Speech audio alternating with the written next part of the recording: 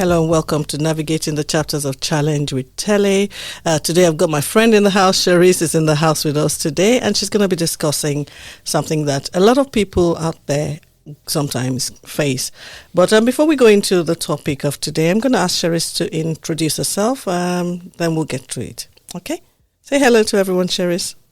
Hello everyone. As Telly said, my name's Cherise. I live in Swanley, near to Telly, and known Telly for a good few years now. Yes. We've sung together before.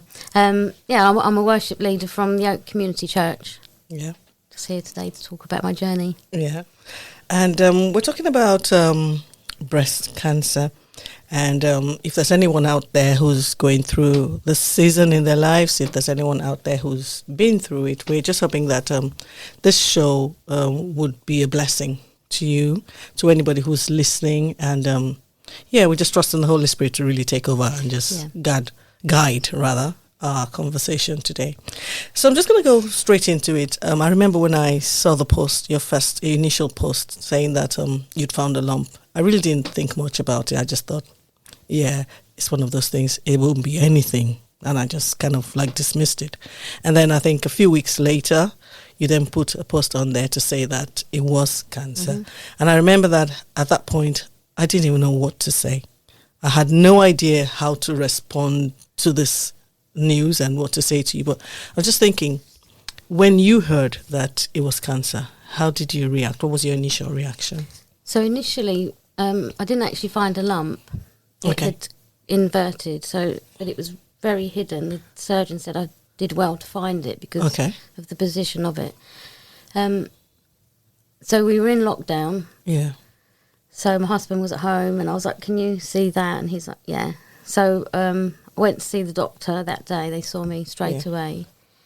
And I think I knew right from that point that it was breast cancer. Okay. Or possibly breast cancer. Yeah. I thought to myself, maybe it's just, some fatty tissue that's pulled it. Anyway, so he referred me for an emergency mammogram, which was about 2 weeks after then. And when I had that done, they did the mammogram. They did an examination, could feel a lump, as well as the indent. Okay. So they took me straight round for the mammogram, then straight over for a scan, an ultrasound scan. And it was a trainee. Okay. And I heard the lady training her saying, can you get them both on the screen at the same time? So I said, have you found something? And she said, yes, there's two. And I was like, tumours? And she said, we could call them that. They're just areas of concern. So she then took over and said, we need to do some biopsies. So I just looked straight at her and said, what do you think it is? Because she does that job every day. Every day, so she would know. And she said to me, I'm suspicious of them. So I was laying on the bed thinking, oh, okay, I think I've got breast cancer. That night I went home after telling, the family, and I went to bed and I just felt God saying to me, it is cancer, but it's okay. I've got you. And honestly, I had this peace drop on me that was just the most beautiful. I didn't have not one slight bit of anxiety about it at all. It was just the most beautiful feeling because I've had anxiety and depression in the past. Yeah. And it should have floored me, but it just didn't. It was just, I keep saying it over and over again, it was the most beautiful feeling of peace that I've ever experienced. And I knew that God had me. Yeah. And I didn't need to fear, and I slept soundly that night and every night after that. Because I just knew that God had you. Yeah. Yeah. He had me. He's had me all along. Yeah. So this was nothing new. This is nothing new to him, and this wasn't anything that would be difficult for him to handle. Yeah. So how did the family respond when you told the family? Because I know God spoke to you, so you had that conviction that everything will be okay. But what about the family? How did your husband and... Yeah, I won't ever forget his face. Yeah. Because obviously... it was in lockdown, so he wasn't allowed in. Yeah, he was allowed into the main waiting room of the hospital, and I had to pass him when I was on my way to the scan, said they found a lump, and I won't ever forget, his face just dropped.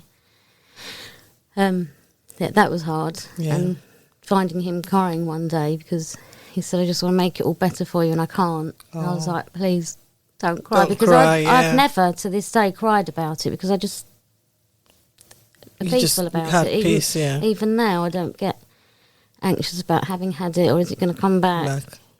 Yeah. No. That's because you heard from God. Yeah. Yeah. But I'm sure the people out there who must have really, it would hit them really hard, because that assurance that you had, they didn't have that. No, assurance. I understand it isn't like that for everyone, but I remember speaking to my worship team over Zoom about it, because I needed to take some time out. I was having treatment. And my pastor said something very significant, because some years ago, as you know, James, my son, was quite seriously ill, and quite a few times, we nearly lost him. Yeah. And my pastor said it's like when David fought Goliath, he'd had previous battles with lions that he'd overcome. Yeah. So he knew how to in handle his mind it. that he had the strength to overcome Goliath, even though, in the face of it, it seemed an impossible fight, didn't it? Because, the difference in the size and the strength of them both. Yeah. But he knew he had that strength within him already. Yeah. And I remember when James was ill the second time, it was 3 years before I was diagnosed with cancer. That really knocked me when he was ill, because when it's your child, it's very difficult. It's so hard, isn't it? It's easy so going hard. through something yourself, but to watch him going through that, I got quite low. And then God just kept saying to me, just worship me. And at first of all, I was like, how can I? How can I worship you when everything seems like it's falling apart? But I was obedient, and I did. And it completely changed my mindset. I was like, I used to think of worship as something like what I would get out of it, how God would make me feel. And you can't help but be blessed when you worship God, because you're in his presence and you just you just receive from him. Yeah. But it became about not about how I was going to feel, but about giving him the glory and worshipping him, and just turning my worry into worship. And it completely changed my relationship with God. And I think that was preparing me for what I was going to go through when I had breast cancer, because I was in a totally different place with the Lord, completely in love with him. I fell in love with him all over again, I think, by worshipping him. It's a strange thing to say, but no, it's not strange. You just get closer. Yeah, definitely. So I think that's, those battles that we went through with James, God telling me how to get through that by worshipping him and giving him the glory. When I went through breast cancer, I was like, I'm not afraid of this. I'm not worried. I don't. I had said to Michael, if I die, because, when you're first diagnosed, you don't know what stage it is. It is, yeah. So I said, I know where I'm going, I'm not scared. And we talked about maybe having to shave my hair. Yeah. I didn't have to in the end, but, we got through it. But you have to face those thoughts. Yeah. How did James react when you told him? Because I know that you and James are very close. In fact, your family is very close. Yourself, James, and Michael are very close. So how did James react? He was great. It was great? Yeah. Good.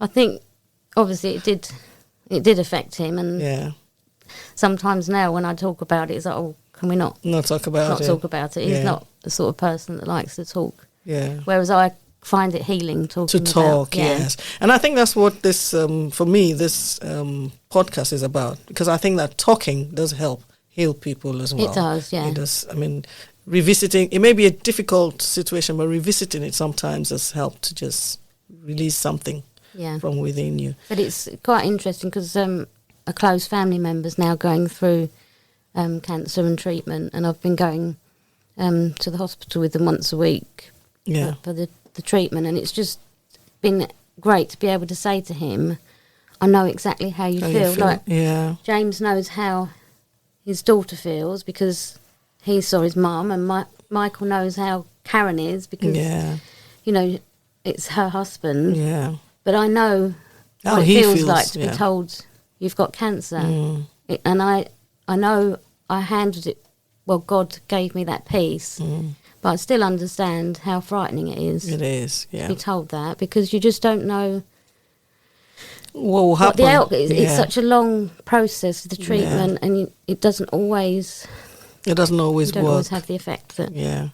So what treatment, so at that stage, what did they say you needed to do once it was confirmed? What did they say you needed to do? So they just said within a month I'd be taken in for surgery. So I had two tumours. Okay.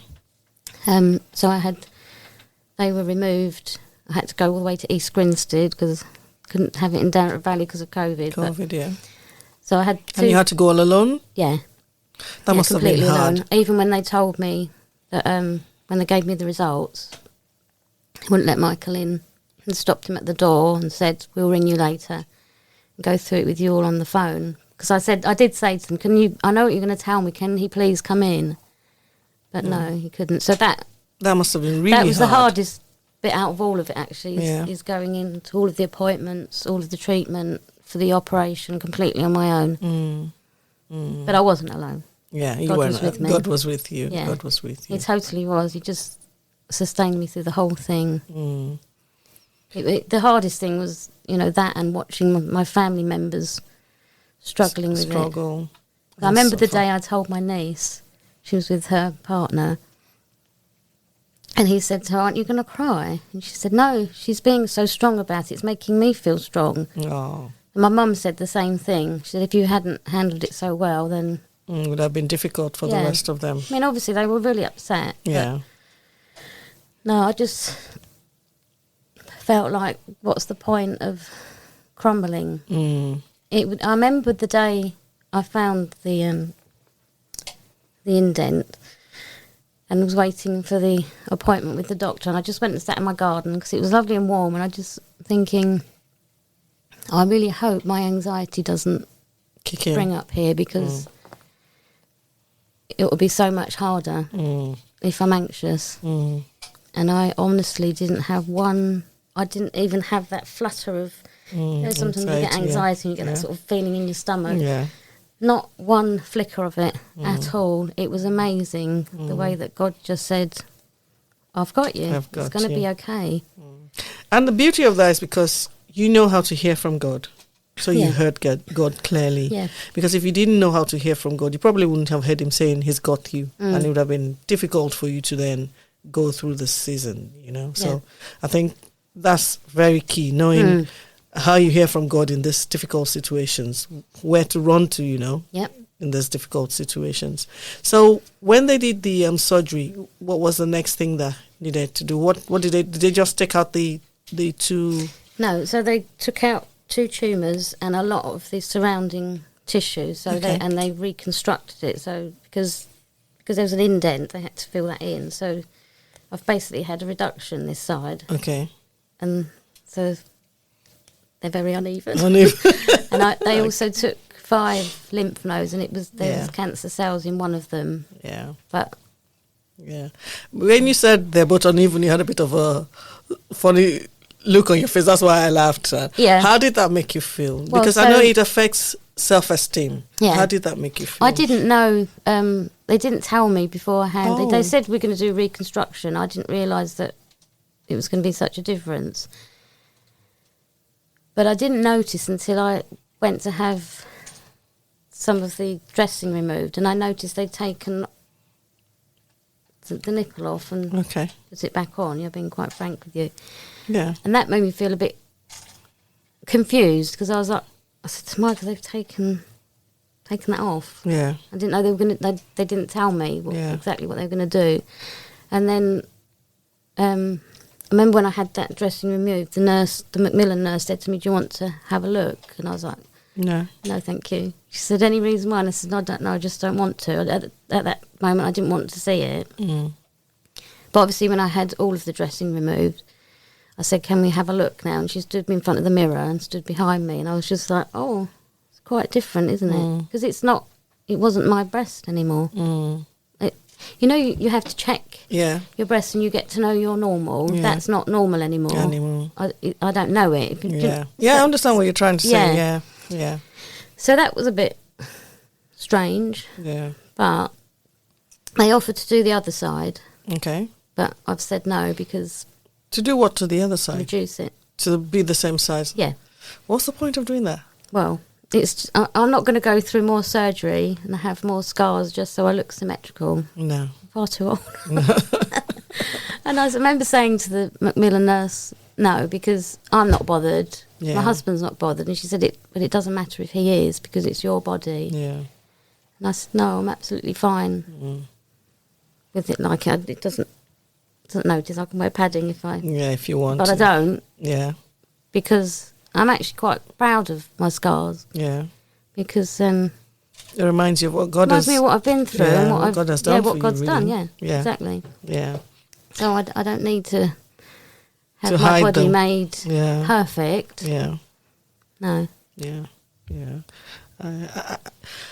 Because I know that a lot of women find that really, really hard. Yeah. Really hard. And it does affect their mental well-being, their self-esteem. Sometimes they go into depression because of that kind of... So it's good to know that it didn't affect your mental well-being. You didn't feel... But I've had friends say to me, because I talk a lot about it with my friends, and they say, oh, I would have to have it done. Yeah. And that's fine. Yeah. If you need to do that, they can do that. Even if you have a full mastectomy, you know, you can have implants and to make it. But I just didn't feel that. I wanted to go down that route. But if you need to, absolutely do that. Yeah, do what works for you, really.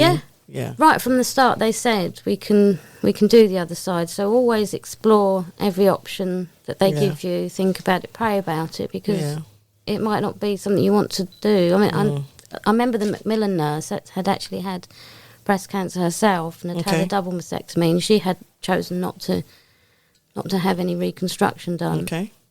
So it's completely a personal thing. I just didn't want any more surgery. Yeah. I don't blame you. Blame you. Surgery can't be fun. I don't think it's fun to go for. Yeah. So how long did it take you to recover from the surgery? So I had the surgery in August, and I had to wait until I was healed before I could have the radiotherapy, and that was the end of October. Okay. And I just started feeling less sore. Yeah. And then I had the radiotherapy, which made me sore again. Okay. So can I stop you there before you go any further? What's the difference between, I don't really know much about this, but what's the difference between radiotherapy and chemotherapy? I really don't get the difference. They'd said to me all along that I would have radiotherapy. Okay.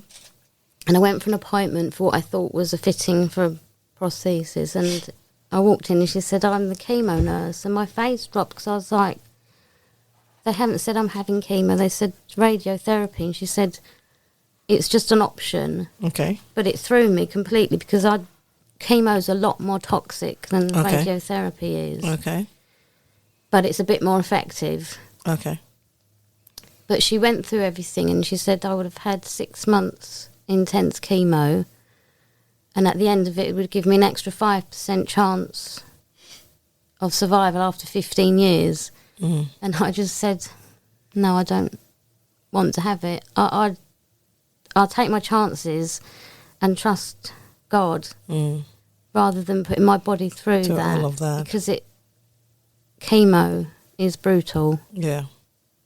Because I remember when my brother, because I'm sure you know, when my brother passed from cancer, and when he was going through chemo, I remember after every session he would be really sick, vomiting and all sorts of things, and be out of it for days. So, yeah, I know they say it's brutal. Yeah, but I never knew what the difference between chemotherapy and radiotherapy. So chemotherapy is put directly into your vein. Okay. Radiotherapy is just a beam, like a laser beam that kind of burns you. It gives you sunburn inside. Okay. Yeah. So for a year after having radiotherapy, you can't be in the sun. You can't be in the sun? No. What do you mean you can't be in the sun? You can't sit in the sun. Sit in the sun. Because because you've been burnt inside. Okay, so sitting it in would sun hurt. yeah. So that must have really hurt in the area where you had the surgery. Must have really, really hurt because there's not much flesh there anymore. Well, it did the first night. So go back again, because we were in lockdown, I had to have 15 sessions, but it was done over 5 days. So I had 3 times the amount on the first session to limit your time in hospital. And that was really... 3 times the amount? Yeah. Whoa. Yeah. So that really was like itchy and burning the first night. And I said to Michael, I feel like I've gone back 2 months because it's hurting again. So I spoke to them the next day and they just said it's because of the amount you've had. Yeah. And then it was fine. Okay. That they even said to me, we have women who've blistered and, you know, it's very red. I know the person I'm going to the hospital with at the moment, it's in the throat, and their neck is so red. And it just wasn't. And the only thing I can put it down to is God. Yeah. I did get tired. Yeah. And I still get tired now. Okay. Because of the medication I'm on. Yeah. But God was so good because, again, with the medication I had to start taking, I was a bit worried because the side effects were quite horrible. Yeah. No. None for you. No. God is good. He is so good. God is so good. And I was just so thankful because I thought I was going to be in pain, because it gives you joint pains. I do have joint pains now, but that's not because of that. Yeah. But I honestly thought, I remember saying to the oncologist, I don't want to start this treatment and be in pain every day. Yeah. And she said, my advice is always, when you start taking it, hang in there for 3 months because it does get better. But I didn't really have pain. No, and the radiotherapy was fine. I wasn't sick. I didn't lose my hair, Yeah, because you have such lovely hair. Well, that's why I've grown it. Because I had to talk to Michael about, if I have to have chemo and shave it. Yeah. After I recovered, I was like, I don't really want to cut my hair anymore. Yeah. Because I remember you went through a phase where you used to cut it. Yeah, I had it very short, didn't I? You had it very short. And then you had it long. But now it's like... Now it's really long. And thick. Yeah. Yeah, so God was really good throughout the whole thing. And even, like, a small detail was Michael was on furlough because of lockdown with his job. Yeah. And every month his boss would ring him and say, you've got another month off. Yeah. Until the last day of my treatment, so my final radiotherapy session was in the afternoon. His boss rang that morning and said, we've got clearance from head office for you to come back to work on Monday, full hours, full pay, on the last day of my treatment. Wow. So for the whole time that I needed him... He was there. To take me to the hospital. Because I've had quite a lot of pain where they took the lymph nodes out. Yeah. So driving was a bit difficult. Yeah. He was there. I know he wasn't allowed in. Yeah. But he took me to every single appointment, waited for me, took me home and was there. He had to start cooking and cleaning everything. Yeah. And he just did an amazing job. Yeah. But that, I just thought, that can only be God. That can only be God. God made a way. He made it possible, for... Yeah. Because I think... lockdown was hard for a lot of people, but I actually... Even without this kind of situation, so you can imagine putting this in the mix. But I actually quite enjoyed lockdown because I had Michael there. Yeah. Because if I'd been doing this, I wouldn't have been on my own because he would have been coming home from work. But to have him there every day throughout the whole journey was just lovely. Yeah.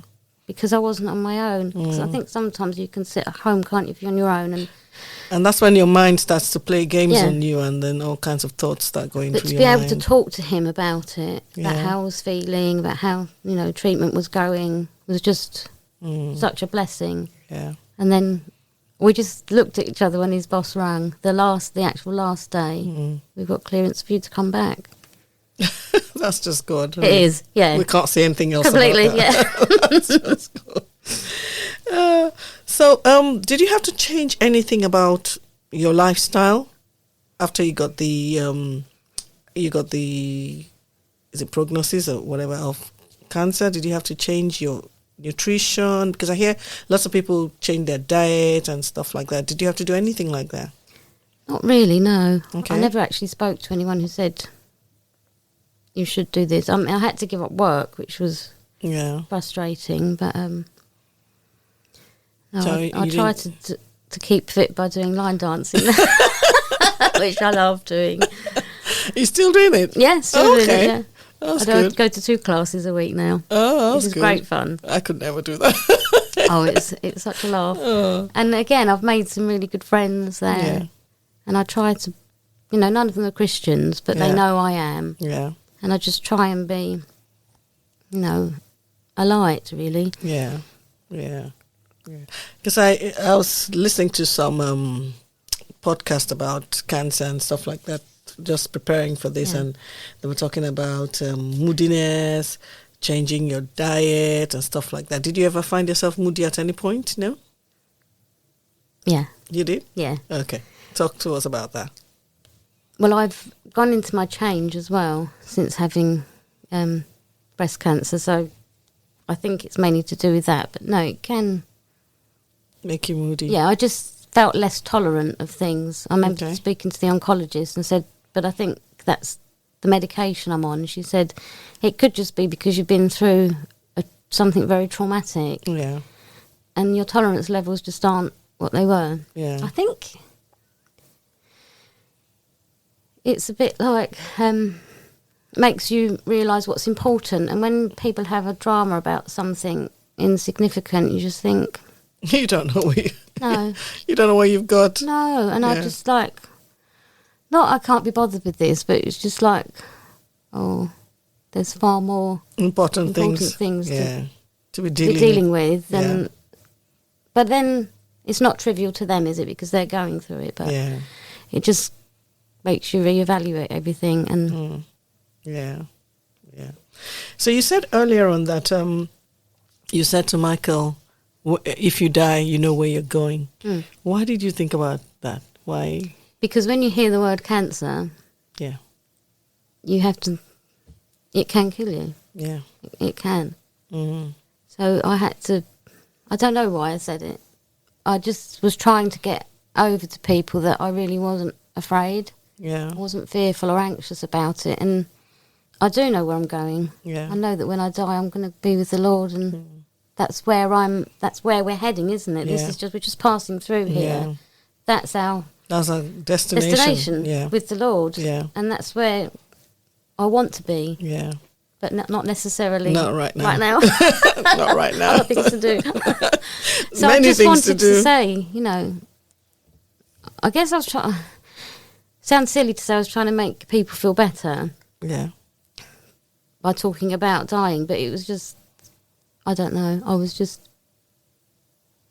I just wasn't scared, and I wanted them to know that. I'm not afraid of what's going to happen to me. If this is the end, what's going to happen, then I'm okay with it. Yeah. I just didn't want everyone to be worried about how I was feeling. I didn't want people to think that I was faking. Okay. I've always tried to be really strong about that. I was not putting on a front.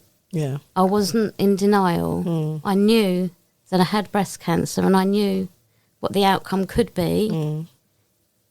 But I knew that what God had said to me, and I trust him. Yeah.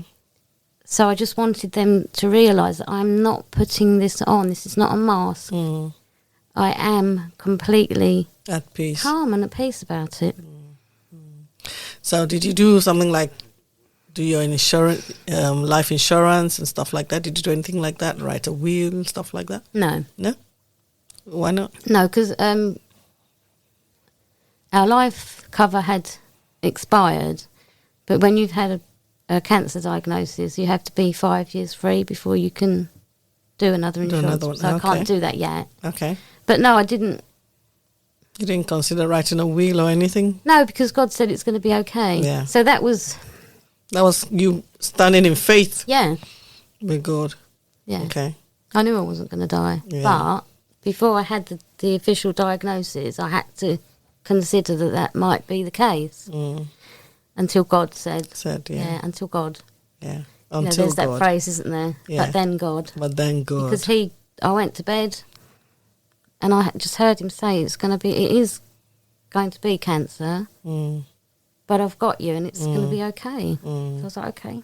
Yeah, yeah. I trust him. He's never let me down before. And he wasn't about to let you down now. No, and all the battles that we'd been through, health-wise, with our son, that was another feeling when he had his first surgery as 10 years old.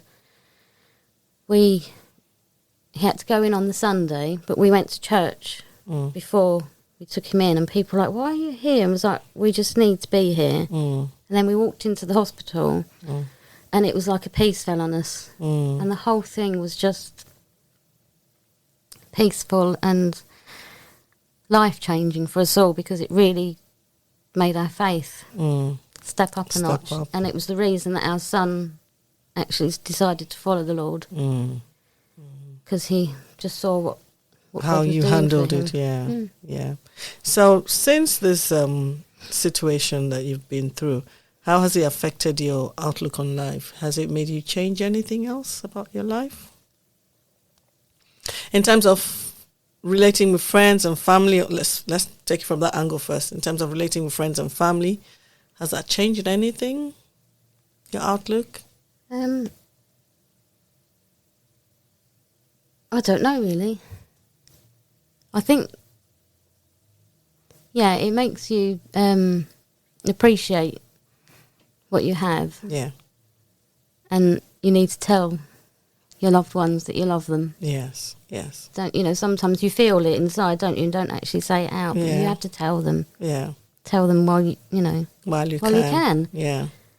That you love them, how important they are. Yeah. How proud of them you are, because we don't know, do we? We don't know. And it was strange because watching my close family member going through it now, I remember people saying to me, "Oh, you're such a warrior, you're so brave." And I just think, I'm not. But seeing them go through it, I'm looking at it from the other side now. Yeah. And I think, actually, you are a warrior. And I now understand what people were saying to me. But every time someone said to me, "Oh, you're dealing with it so well, you're being so brave," I'm like, I'm not. It's not me. You can't make yourself feel calm in the face of cancer. No. You just can't. No. But God can. But God can. And He did. He did. So I've said to everyone, all through, whether they're Christian friends or non-Christian friends, it's not me that's dealing with it well. It's God. He's done that for me. And my friend said to me at the beginning of the journey, she said, "What scripture has God given you?" And it was Jeremiah 29. I said, "If I know the plans I have for you, declares the Lord." Yeah. Plans to give you a hope and a future. And a future. Yeah. The expected end. Yeah. Yeah, because I was going to ask you, that was the question I was going to ask you next, about scriptures. What scriptures did you hold on to? So Jeremiah was one of them, 29, yeah? Yeah. Which other scriptures did you hold on to? And the one in Psalms, He will hide you under the shelter of His wings. Shadow of His wings? Yeah, I can't. I should have looked up. There's so many. Which one it was. There's so many versions. So, is that not Psalm 91? Yes, I think it is actually. Psalm 91, yeah.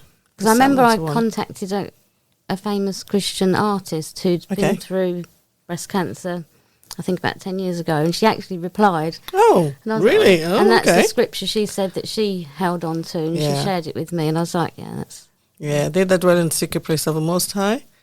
That's the one, isn't it? Yeah. Shall abide under the shadow of the Almighty. Yeah. Yeah, that's Psalm 91. And I remember our church did, the ladies in our church in lockdown did the song, "This Is How I Fight My Battles." Yeah.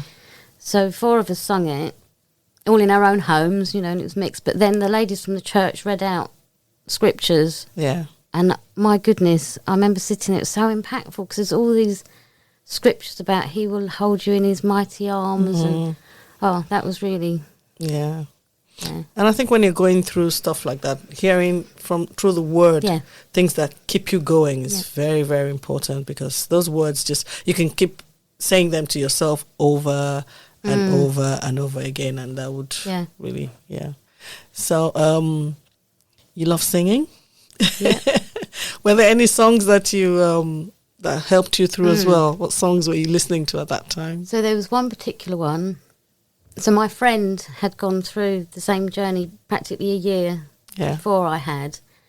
And it was a Jesus culture song saying, I'm not afraid.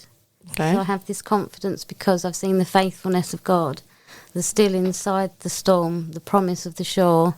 I trust the power of your word, enough to seek your kingdom first, beyond the barren place, beyond the ocean waves. And then it goes through, when I walk through the waters, I won't be overcome.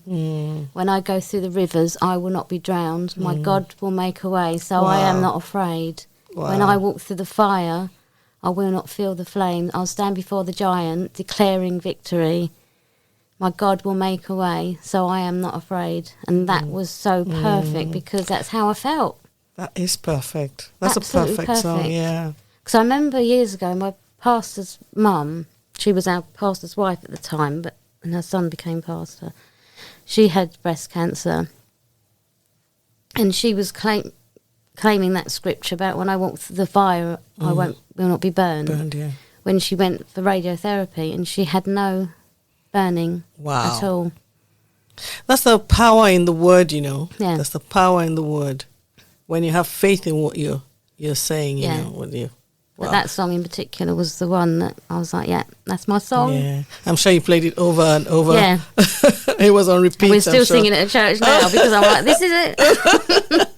But you know, that song is useful for any situation, not necessarily just for what you went through. It's useful for any situation. Yeah, so my God will make a way. Yeah. Who was it by? I don't Jesus particularly know that Culture. one. Jesus Culture. Okay, Yeah. I'm going to look for that one because I'll send it to you. All right. Yeah. Yeah, I'd like Send to you the listen to it link, because yeah. I think it's good for people to hear. And I'll probably put a link to it as well in this podcast so that people who want it can then go back and then listen to it. So I as don't think it's one that's done very much around the churches, but it was one that our church had started doing because I'm a big fan of Jesus Culture. So we did that one, and it just struck me a year later. I was like, wow. That was what you needed to hear at that time. Yeah. I don't know where the time goes, but we're fast coming to the end of it. The time does go very fast. So before we go, can you just share some tips with people? If there's anybody going through this kind of situation, what kind of things should they be doing? Just tips and just some words of hope for people? Because I like for us to always end this on someone who's been diagnosed. Or someone who's been diagnosed, people who are caring for someone who's been diagnosed, and just what you can say to encourage people. Yeah. So I was listening to your podcast with Pastor Ben yesterday, and he said something that's quite significant. It's like there isn't anything practical that can be done when someone's going through a hard time. Yeah. Just sit with them. Yeah. Just be with them. Yeah. You know, there's nothing I can say to the person in my family that will make the journey and the treatment any easier, but I can be there. Yeah. And sometimes that's all you need to do is just sit and hold the hand. Don't necessarily have to say anything. Yeah. You know, every time he finishes another week, I'm like, come on, let's do a high five. That's another week done. Just be there. Yeah. And if you are going through it, just breathe. Take some deep breaths. There's something about taking a deep breath in, holding it for 5, and then exhaling. It just calms you down. You just I think it does something for your blood pressure, I believe. Yeah, yes. Cold water on the face does the same thing. It just brings your blood pressure down. Just don't panic. Don't panic because, you know, God's faithful. Yeah. He's not going to let us down. No. I'm not being in denial that people do panic and get anxious about it, and I could quite easily have. But I still think that turning my worry into worship for those 3 years beforehand helped you, prepared you. Yeah, it was a big tool in actually making me feel like it's okay. It's going to be okay. Even if it's not. Still okay. It's still okay, yeah. Because God is God. Yeah. And he's not going to let me down. Yeah. And actually, we're just passing through, aren't we? Yeah, we're just passing through. And what you just said now just struck a chord with me because I remember when my mom passed recently, and I was like, I'd been praying for her to be healed, and I was so sure she was going to be healed, but she passed, and I thought to myself, it's not okay, but it's okay. Yeah. Because I know where she is. Because she had faith herself, and she believed that he was going to heal her. But in a way, looking at it now, he healed her in his own way. Yeah, the ultimate healing, isn't it? Yeah. Yeah. He healed her in his own way. So, like you said, it may not feel like it's okay, but it is okay. Yeah. Yeah. But I think something else that Ben said on his podcast was sometimes God doesn't give you a physical healing, but that peace is a healing. It is a healing. It is. Yes. I can't stress how beautiful a feeling that was, because I remember my son saying to me, weren't you afraid of catching COVID? Because he, was. Yeah. And I was like, no, because I had cancer, so it kind of... COVID was just nothing compared to that. But within that cancer diagnosis, I experienced a peace I've never experienced before. And I can remember one time I was having, prior to the surgery, I had to have a radioactive injection in the breast. And I was sitting on the bed singing "It Is Well With My Soul," because that's just how I felt, when peace like a river attendeth my way, when sorrows like sea billows roll. Whatever my lot, God has taught me to say, it is well. It is well with my soul. Yeah. And that's how I felt. It's well. God said it is. So just trust God. If you're going through it, trust God, because He's faithful and He's so good. He really is. And He'll see you through. Yeah, He's not going to let you down. Yeah. He's never let us down before. He's not about to do so now. No, but reach out to people as well if you're going through it. Yeah. Don't struggle alone. It's really good to... There's something quite healing in talking about it with people. And there are a lot of, like the Macmillan are brilliant, because you can ring them up for any advice, financial advice, or if you just want to talk to someone. If you're supporting someone through cancer, you can access the Macmillan helpline, and they're just wonderful. They really are a very good charity. And don't suffer in silence.